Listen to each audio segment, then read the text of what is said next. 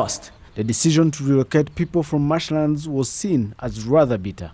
But as time goes by, it turned out to be the best decision because there are high chances that those that were forced to evacuate the so-called high-risk zones would have been victims of the recent heavy rains and floods, let alone posing a threat to the environment protection efforts. Theogene Ruremesha spent 10 years living in a house built in a place considered to be a wetland in Gasabo district. Ruremesha admits that seeing a new day was always a gamble.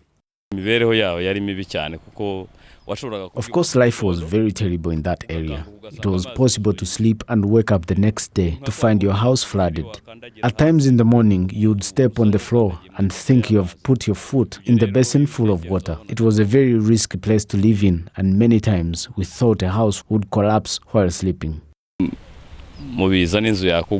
Demolishing property and infrastructure in wetlands, imposing a ban on polythene bags and restricting single-use plastics are some of the measures Rwanda adopted in the 10-year Green Growth and Climate Resilience Strategy. Currently, the government of Rwanda is upbeat about the progress made in creating a green economy, positive public perceptions about climate change mitigation, and increased role of the general public towards environment protection.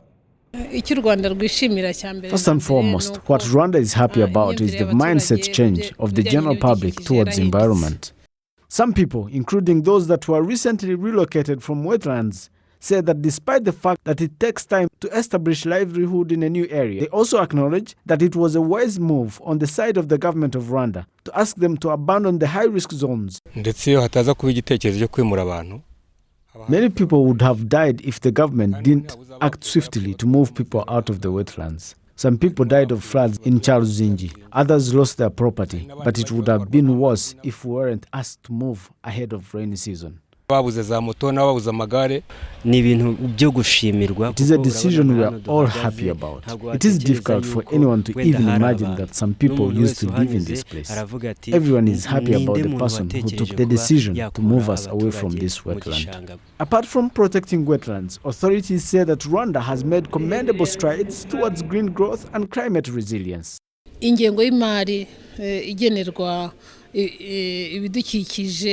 Budget allocation for environmental protection keeps increasing, and the government of Rwanda has put much effort towards that goal. Other things we're happy about is seeing more private businesses investing in Rwanda and mindful about climate change mitigation and environmental protection. This is a positive step in the right direction, knowing that we are coming from a point where even little attention was not paid on environmental matters. Among other objectives that Rwanda committed herself to was to increase national forest cover to 30%, a feat that was attained in 2018.